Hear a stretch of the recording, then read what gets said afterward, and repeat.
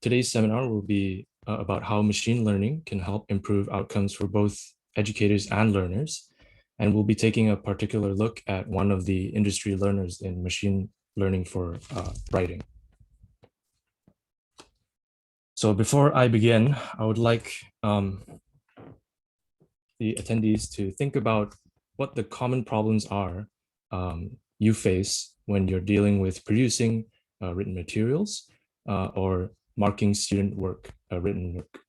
So I'll give you about 10 to 20 seconds just to think about these, maybe write them down or just keep them in your head and think about these issues. What are the most common or the most important issues that you face?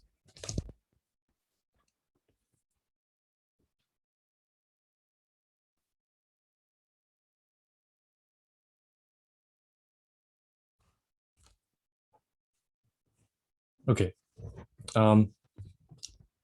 Just before I go on, I would like to comment that all these points are interconnected to a certain point. Many of these will draw from similar sources, and so a lot of these points will be very interrelated.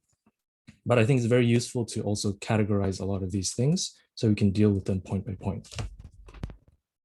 So the first thing here is workload. I'm sure that every instructor who has done a writing course has been faced with this issue.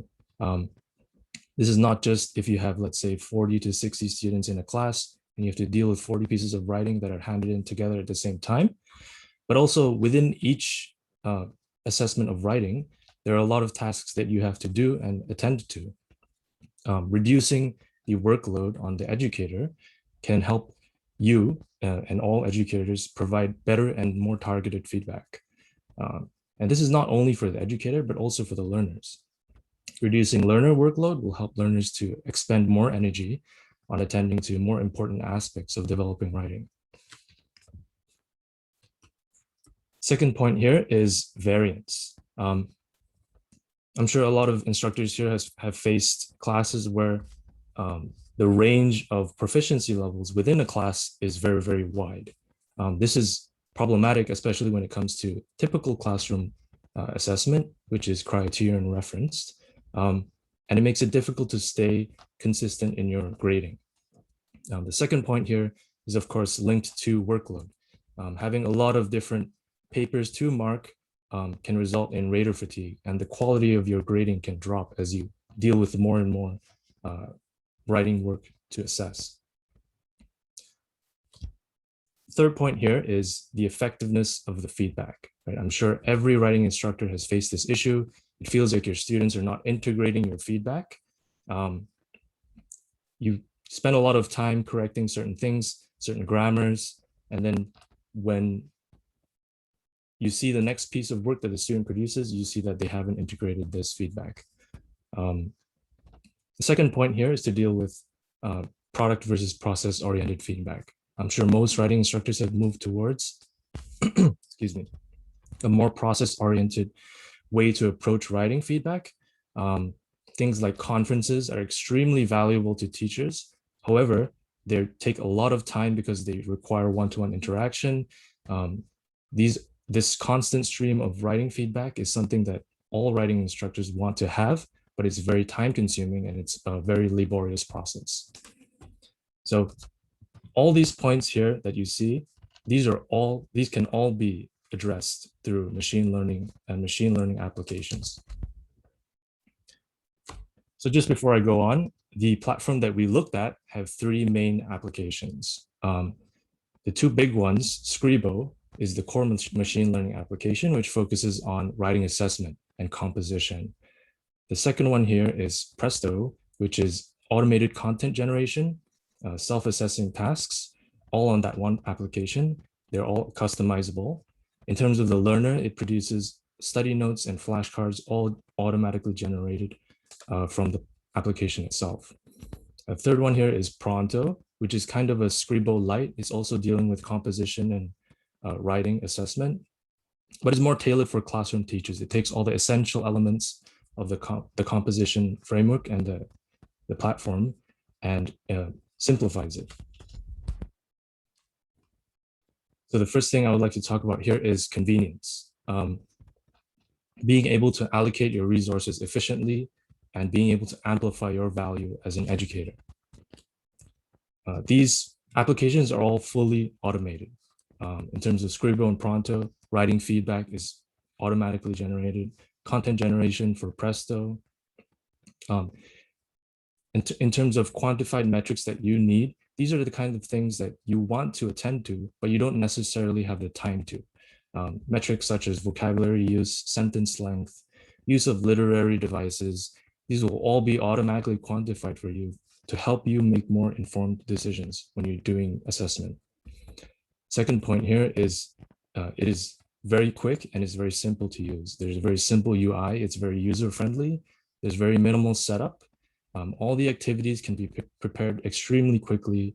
All your prepared tasks are stored in a library. These can be modified, reused, all very quickly. And they're not just thrown away after you've administered the task. The last point here is that it is very integrated. The Scribo application and the Presto application, they're all extensions. They're add-ons that can work with Google Docs and Google Classrooms, all integrated. It's not on a separate login on a separate website. It's all part of where you want to do your work. In terms of Word documents, it's also compatible with that as an Office 365 add-in. And it's also integrated with Teams. You can actually send your writing reports through Teams. This all means that there's reduced navigation. There's less clunkiness. You can automatically go to where you'd like to go with the least effort. Locke, if I can just jump in real quick. Go ahead. If you can go back to the previous slide, please. So in terms of how we found that this impacted the actual classroom environment, it's been in a number of ways. One, the educator gets a lot more autonomy back because it's really streamlining the process. So if you have 5 students, or if you have 100 students, because all of their work is going through a similar program, it means, number one, that you have everything housed in a similar location. So no bumping around from one place to another. If one submits via email and another submits via a drive, you still have the autonomy to put all of that information directly into your classroom. So it serves as a sort of pseudo LMS as well, and tracks student writing over time.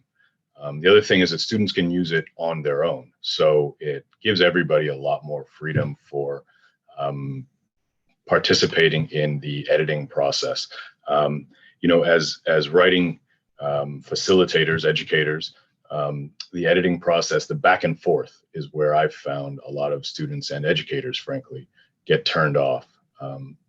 It's difficult, I think, especially for developing writers, to recognize the significance of drafting, and especially when it feels very almost punitive at times.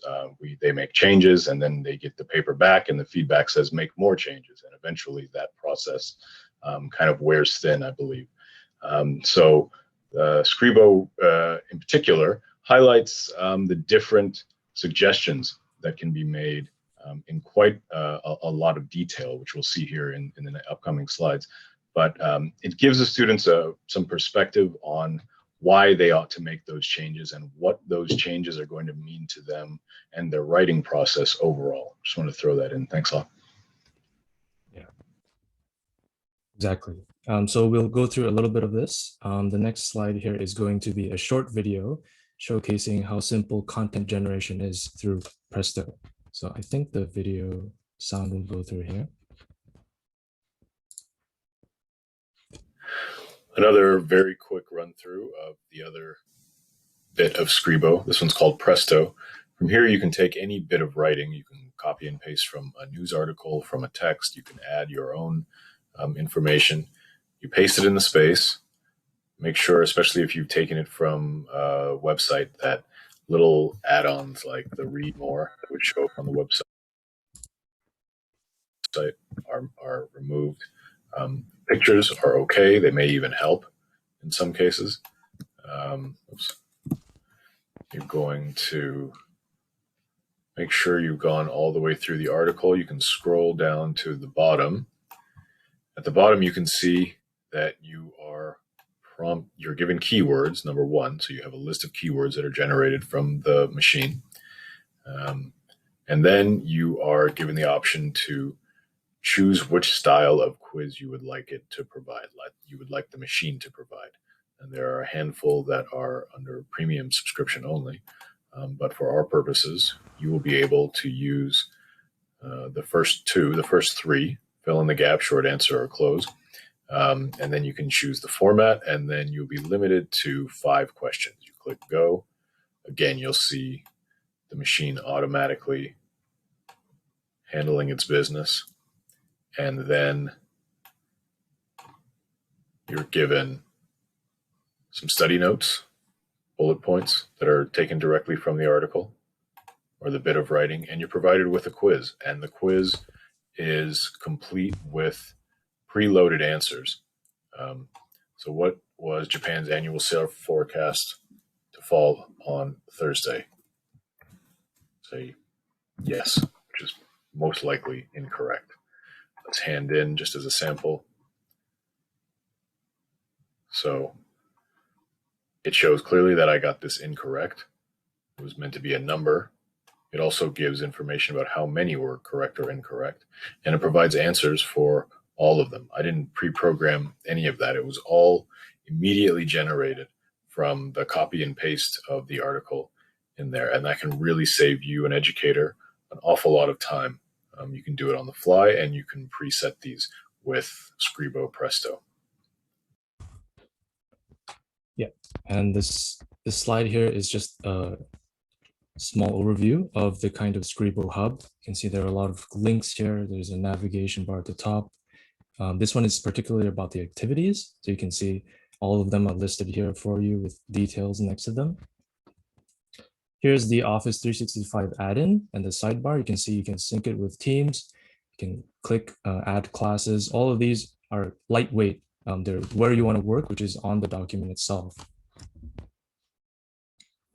Over here, again, this is the Scribo hub. You can see it's very simple to add all your classes here. You can add your classes immediately. Your students, you can also add teachers. This is all part of kind of like a learner management system, light, I guess. Here is the activity creation panel. You can see there are a bunch of tabs here that you can edit. It's all kind of, the template is here for you. It's very lightweight again. So if we go into the first tab here, you can see all you need to do is add in a title, put in your writing prompt. You can add in writing stimuli here. You can embed videos as well. And there are kind of keywords that you can click here if you want to include these. These are all very quick to do and will save you a lot of time. Here again, so Scribo provides not only the educators with the assessment feedback, but also you can give this to the students. If you would like them not to have receive any of this feedback, you can select the cold writing task. Also, this is fully customizable. So you can click what kind of feedback you'd like them to receive. So if you'd like them only to receive grammar feedback or spelling feedback, you can unselect all the other ones. And that's the kind of feedback that they will receive and they will focus on. If I can just jump in again real quick.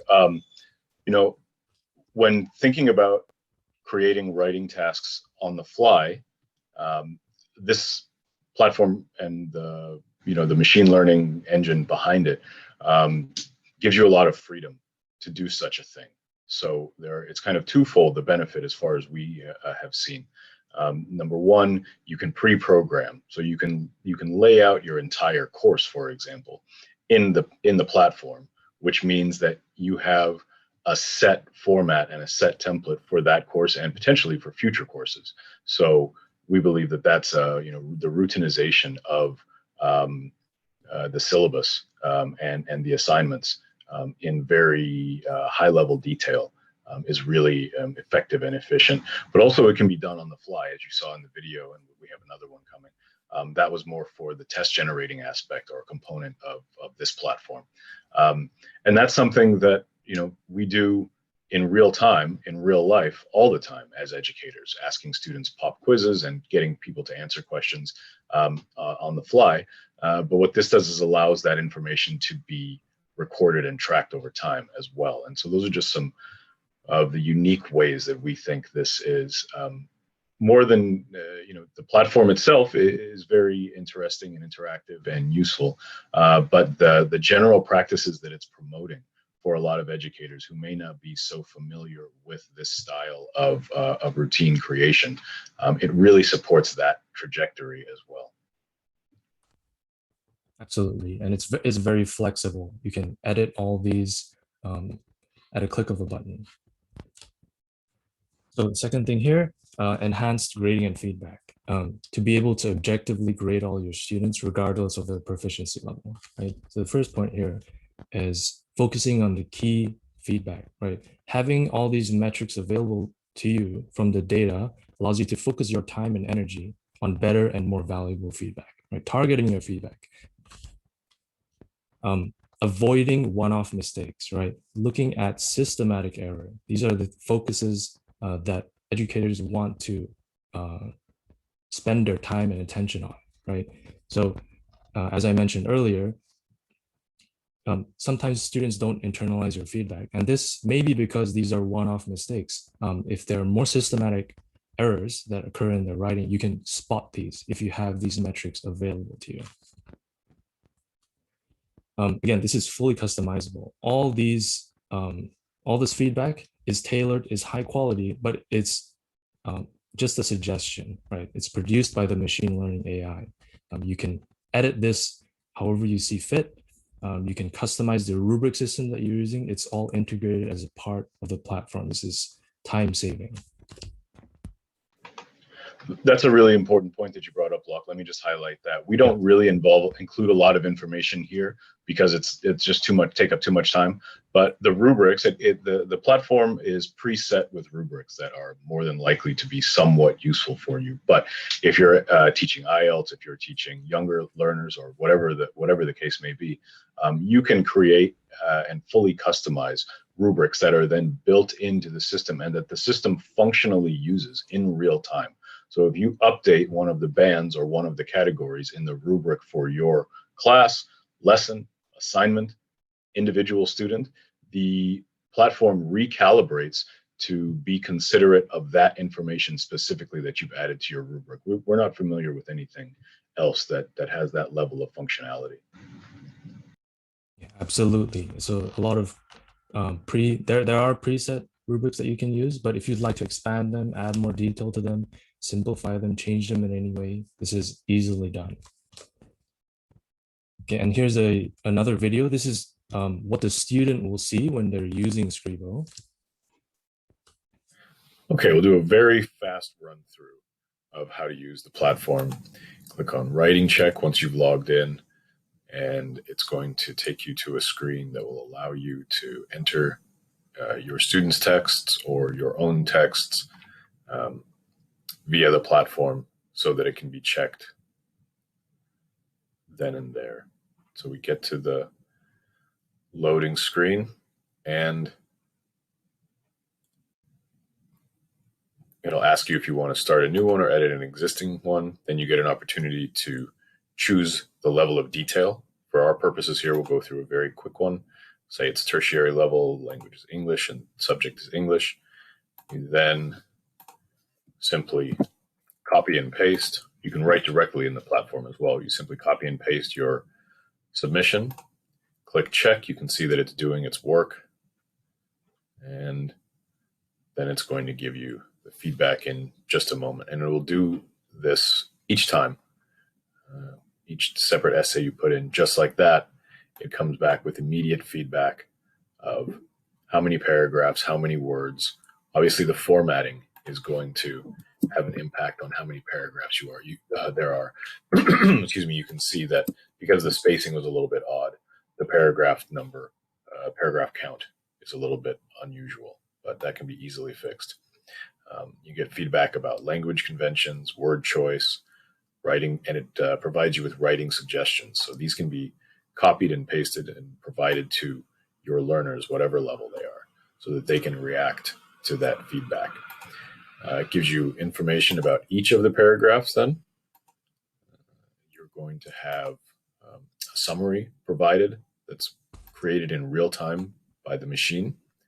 Gives you grammar and spelling feedback, including punctuation, possible confused words, and just areas to look at. And as you click around, you can see that it takes you to the specific area of concern. You have passive voice, something that all writers need to be very focused on. Tells you something about your cohesives, and you can find them within the essay as well. Gives you information about specifics. You have information about level of vocabulary as well as frequency. Sentence, level, and frequency again. Information about the overall readability of the essay. And it gives you information about the level at which it sets the article, the writing. And there's a rubric here. There's a rubric here that's attached. There's a lot of other internal information as well on the platform that's very useful for you and your learners. And then it also tells you about styles, and you can click around here and you can see different bits of highlighted information relative to what you click, right? So clarifying ideas. There are at least 2 examples there. Cause and effect. It's giving you information about each of the different elements and how they are related. So this can be really useful for learners and educators alike. I think some of the immediate reaction here would be, this looks a little bit maybe too complex for my students. No problem. The platform has much simpler operations that you can have as well. Highlighting parts of speech. They can even play the audio. There's a high quality text-to-speech that's used here. So, this multimodal platform for students to interact with and improve their writing. I think we have until 11:45. Is that correct? I think it's until 12. No, 12. Yes, until 12. Yes. Sorry.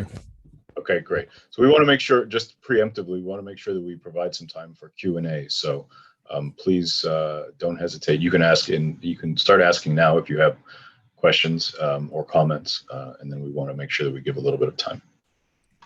I had a quick question, if that's okay. Please. Sure, just about what you just showed. Is there any special feedback or help in Scribo for L2 university writers? Because it looked like the feedback is for L1 university writers or for children. But is there anything specific for second language writers? I don't know that second language specificity is included, but just general use at that level. So you might recalibrate it for 10th grade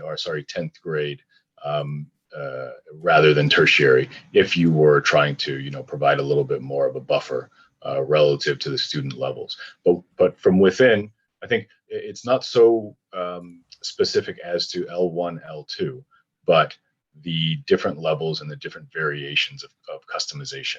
You might be able to then create a setting that suits those needs. Does that make sense? Yeah, instead of using university, just go down to, like you said, 10th grade, and maybe that would be suitable for my L2 university students.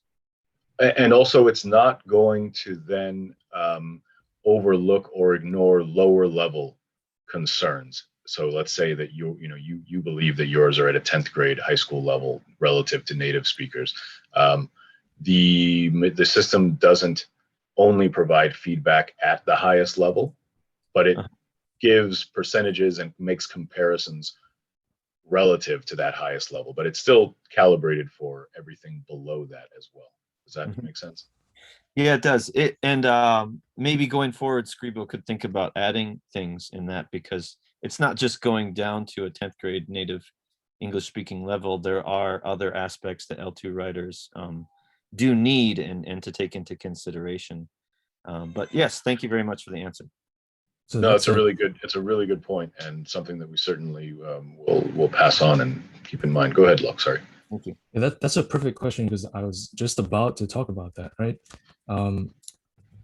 These insights are customizable based on a region and proficiency level. So when you go into Scribo or Pronto, you can choose what country you're in, and it will draw from databases of learner writing from that region. As far as I'm aware of, is these are tailored to those specific areas, and so it will draw from corpora that is from that area.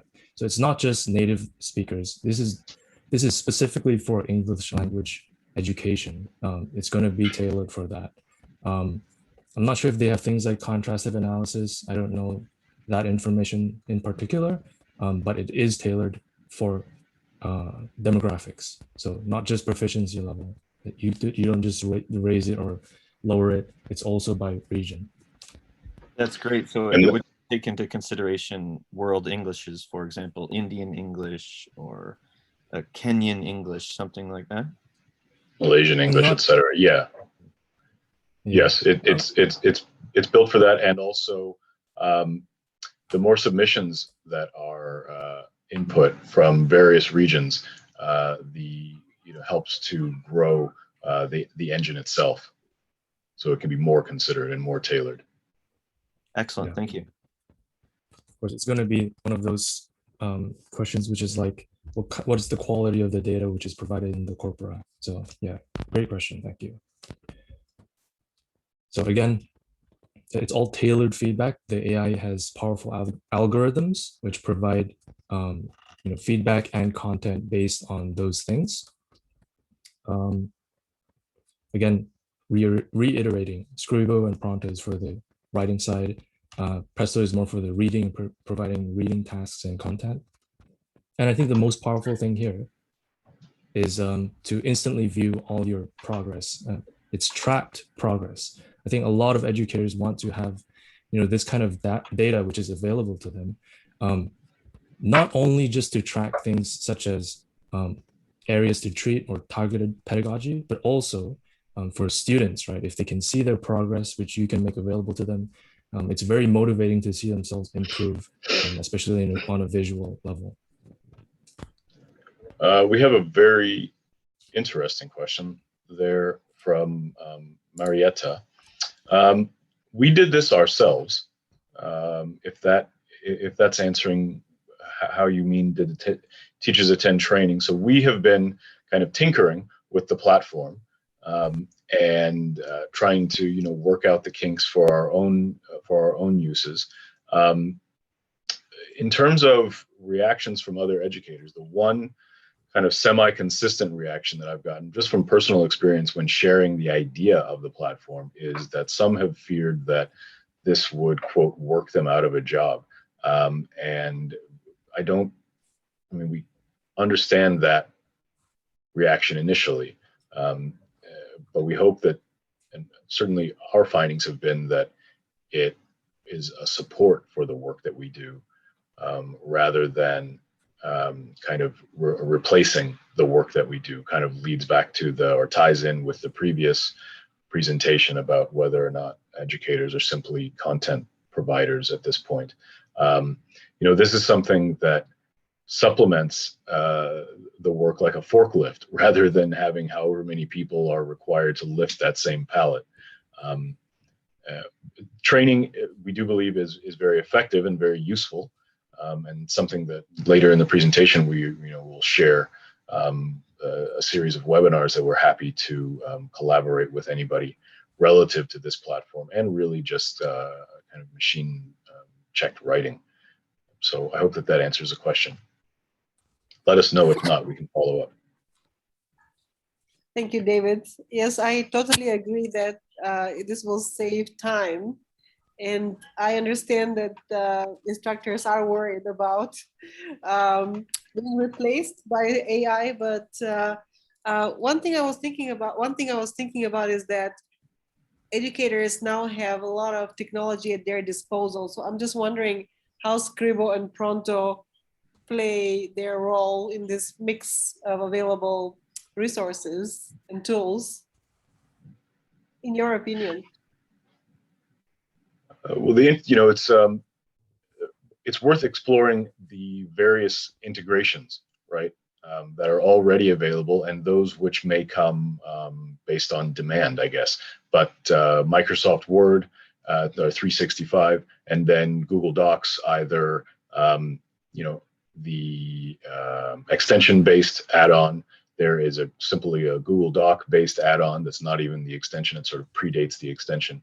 And then there's just the web-based version. So there are potentially conflicts between different platforms when thinking about integrating them in schools and in districts or something larger than a school itself, class, district, and school. I haven't seen any conflict, so to speak, between integrating Scribo, because it's standalone, but it's not really trying to manipulate overall operations. It's simply piggybacking on one version of what we do normally in a classroom, and really only providing support. It doesn't kind of tie you up in any way, if that's an answer to your question. Yeah, that's very important, because Google Docs is a very flexible platform. So if we can plug in Scribble, then I understand it's free of charge for the basic That's version. Right. That's right. That would be only a help, to the writing instructors who are spending a lot of time grading, and I think this will be a really wonderful plugin. So thank you so much. Yeah, exactly. Yeah, pleasure. And kind of similar to that comment,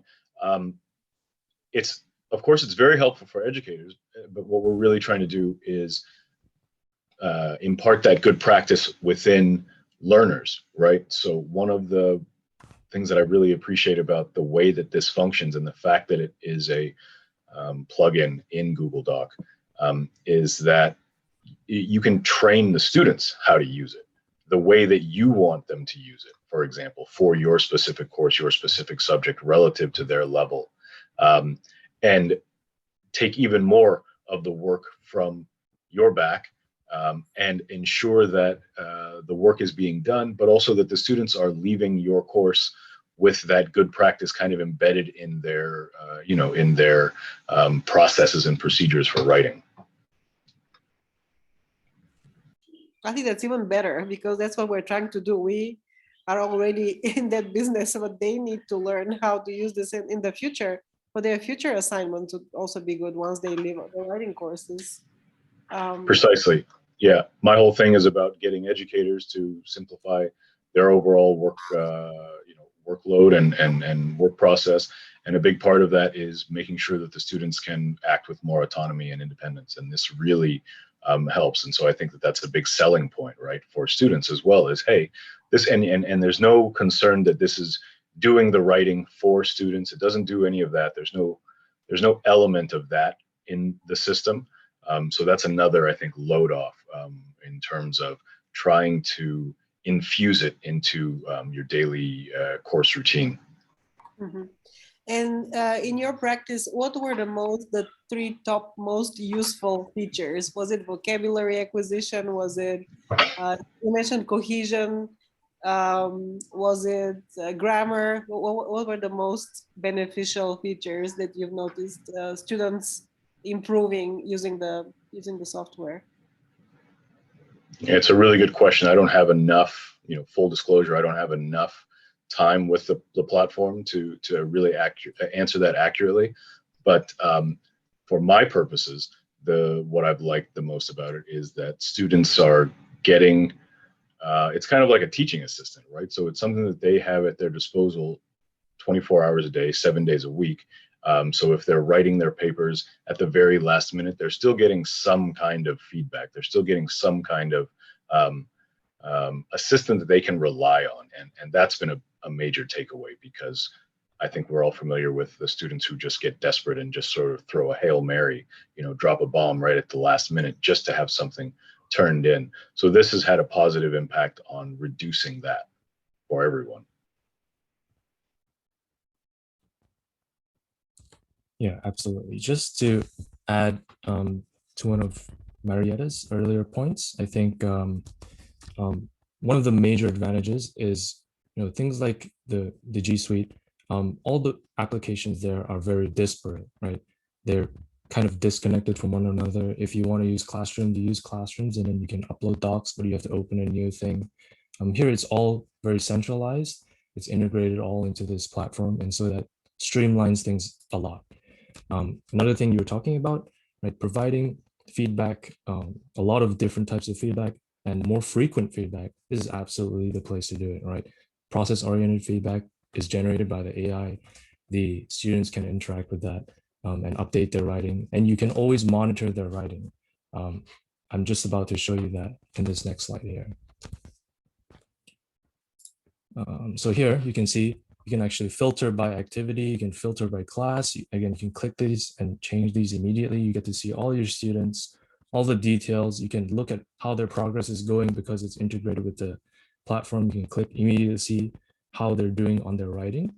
You can see the status of their writing, how many words they have written down. So it's all very convenient for the educator. Here's a very short video on the power of the visuals that are available on this platform. This is just Scribo Pronto here. Teacher, I am just sort of highlighting what the power of this data can start to bring to you if you're looking for things that you're trying to grow and change. So you can put anything against anything. As the scales change, the graph changes. So we try to keep it. So you can isolate any individual metric that you'd like to look at. Again, seeing correlations over time is very useful for teachers. Here's the dashboard for the rubric grading area. You can see at a glance what areas your class might be struggling with. The numbers here indicate the amount of people on the bottom two quartiles, so under 50%. You can see that your class may be struggling with language conventions here, but they're fine with vocabulary. Again, you see all your students here. It's very easy to navigate. This is the Scribo version of it. Very much similar graphics, except they're more detailed. There's more information available. So for example, here in this next slide, there's a chart that shows grammar issues very specifically as well here, and as well as a chart that shows this change over time. So again, we understand there's very limited time to get into the details here, and we'd like to have time to answer any questions. So of course, you can feel free to contact us for follow-up workshops at any of these links over here. I'll leave this up as we answer questions.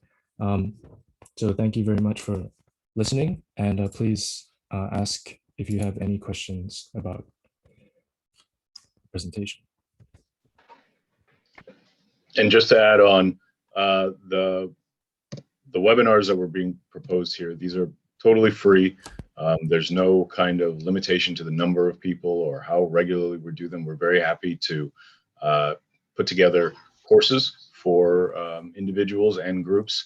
If that's something that you're interested in, walking through the different features and different use cases and creating support systems for you. And then in the chat room there, the chat function of Zoom here, have just put up a couple of links that will give you and anyone you want to share those links with free access to the platform as well, with preloaded credits, because of course the idea here is to get as many people to experience the platform as possible, and then provide that meaningful feedback like we had during this session. And like Locke said, we're happy to discuss various topics or try and answer questions in the last few minutes. Thank you. First of all, any question? We have 4 more minutes. Or any comment? Yes, I do have a question. For management, it's just kind of if I have a class one semester and it goes into a different class, are you able to transfer the students between the classes and they're still maintain their records from one class to another? That's a great question, and one that I'm not familiar with. Locke, do you know already the answer to that? Yeah, so I think I have a slide here somewhere.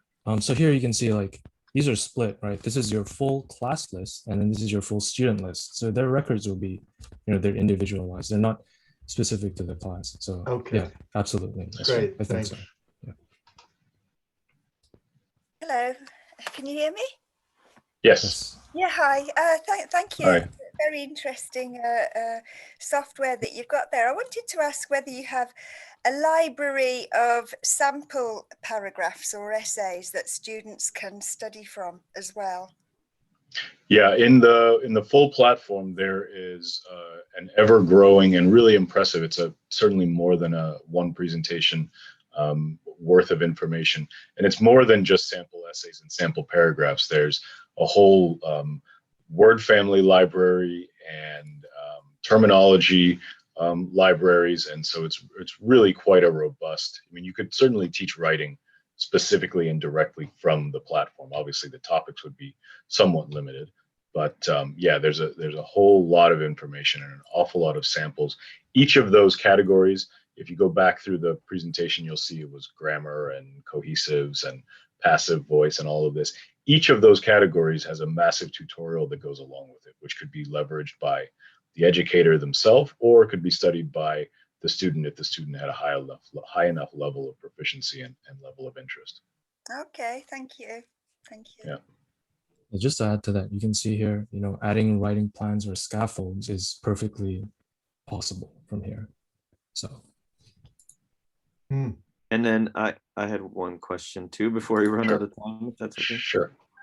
So yeah, you've covered quite a bit of the teaching stuff, and then on the research side of it, after the students, use Scribo, for example, for a semester, is there any research functionality built into it? Like, can I make a corpus of my students' writing and then analyze it, or at least take that corpus and move it into other programs?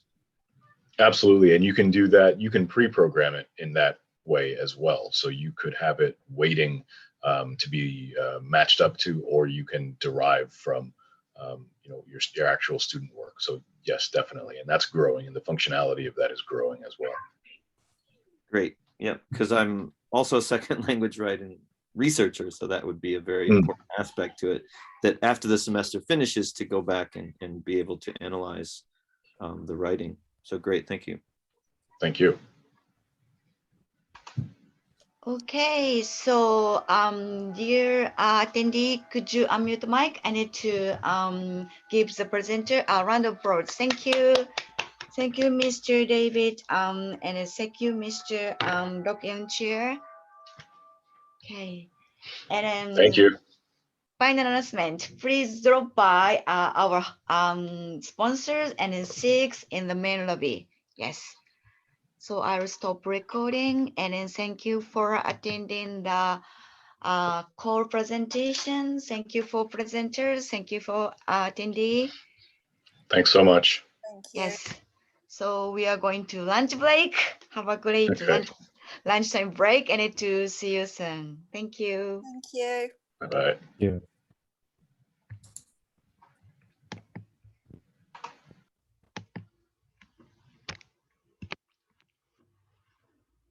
Dear Mr. David and Mr. Yong Chia. Yes. That is quite interesting and useful. Actually, I am teaching 4 writing classes.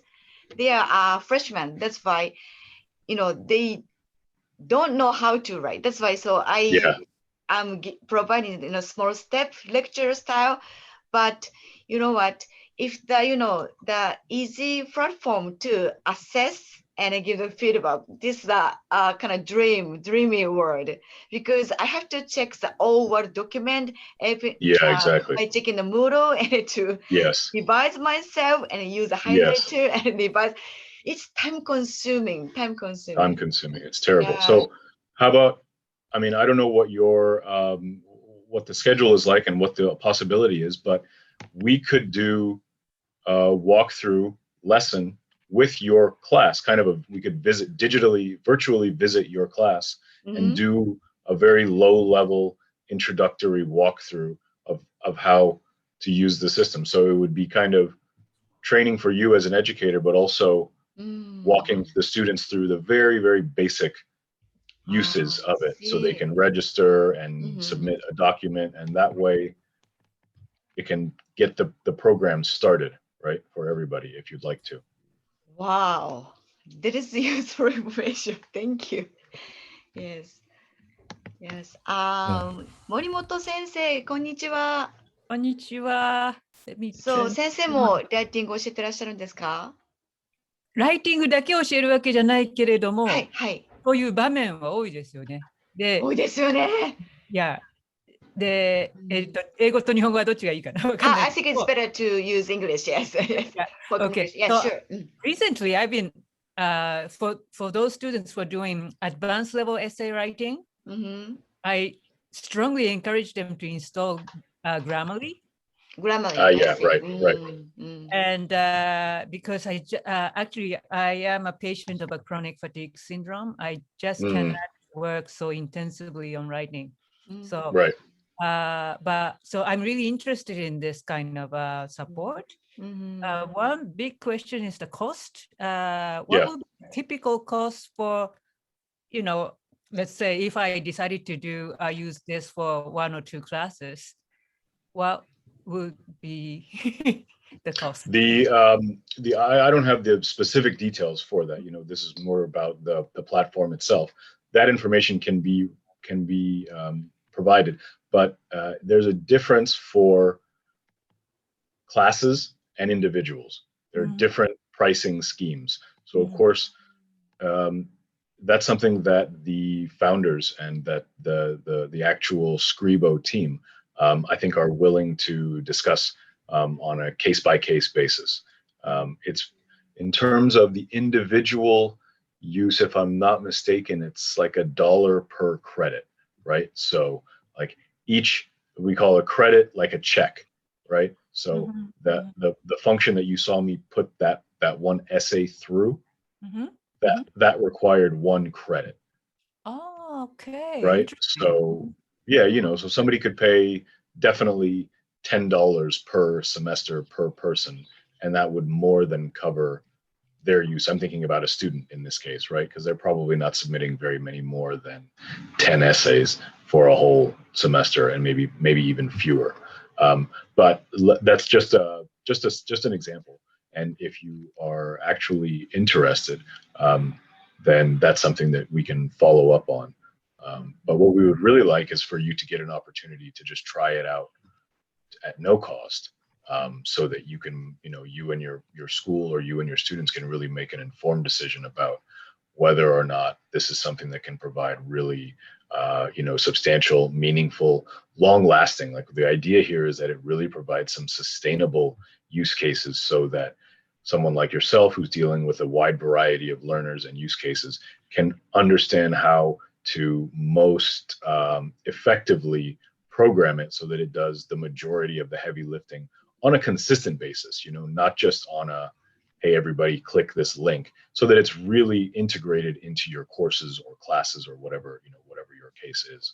So we'd be happy to, you know, communicate with you about that and walk you through that and make sure that that experience is as useful as possible. Interesting. Thank you. So if I were to use it for like a few classes, that would be like an institutional plan? I mean, depending on the student numbers, but I would think so. Institutional plan in terms of how your students would, well, what kind of institution are we talking about here? Is it it's a university. University. And so then that could be like 35 to like maybe 5 to 35. Some classes are very small. Yeah.